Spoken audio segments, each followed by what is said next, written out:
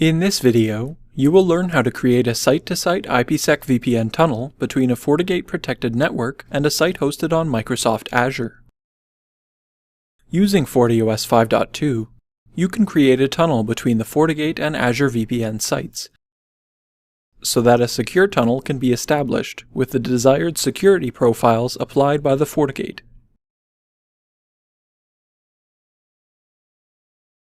First, you'll need to configure a Microsoft Azure virtual network. Select New in the lower left corner to add a new service, then select Network Services, Virtual Network, Custom Create. Under Virtual Network Details, enter a name and set the location, and select Next. Enable Configure a Site-to-Site VPN, and enter DNS server information if required. Under Site-to-Site Connectivity, enter a name and IP address for the FortiGate device. Under Address Space, including a starting IP and CIDR for the tunnel.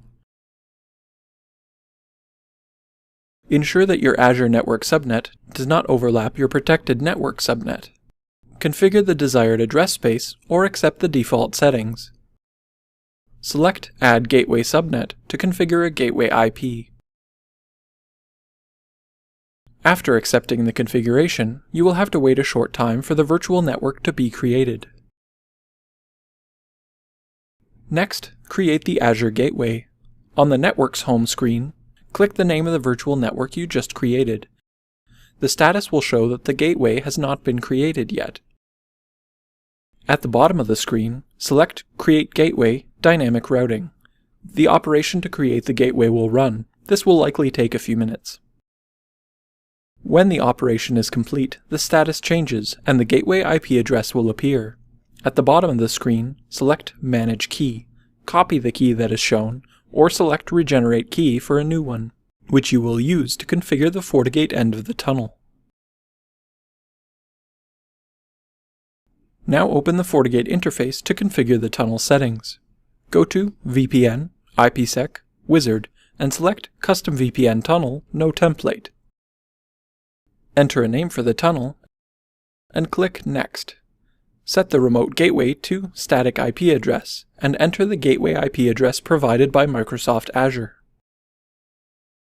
Disable NAT traversal and dead peer detection.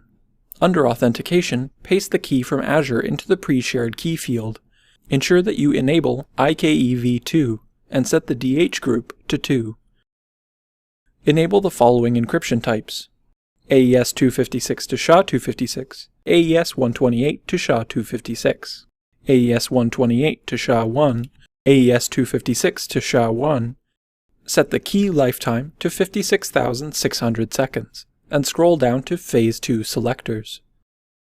Set local address to the internal network subnet, and remote address to the VPN tunnel subnet, which can be found in the Microsoft Azure interface under Virtual Network Address Spaces.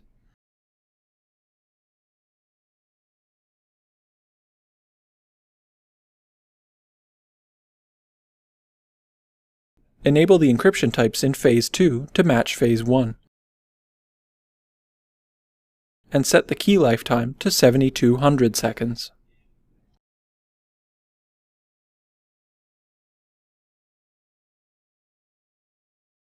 Now go to Policy and Objects, Objects, Addresses, and create a firewall address for the Azure VPN Tunnel subnet, setting the subnet IP range to the subnet of the virtual network.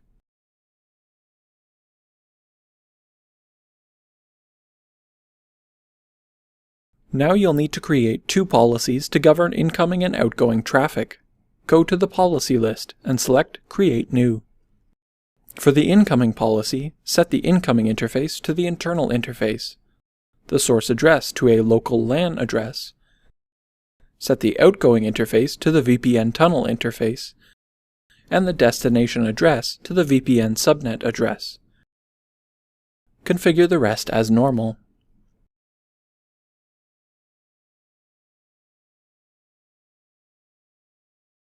Create another policy for outgoing traffic, with the VPN interface and address as incoming, and the internal interface and address as outgoing.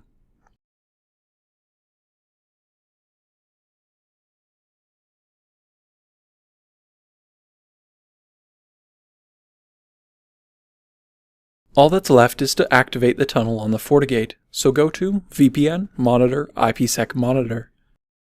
Right-click the tunnel you created and select Bring Up to activate the tunnel.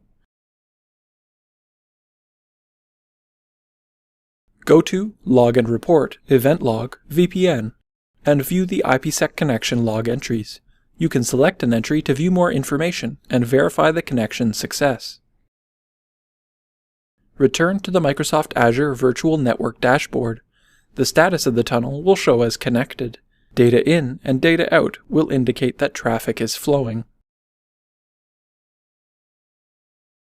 Thank you for watching. If you need further details, you can visit docs.fortinet.com at any time to access our complete documentation library.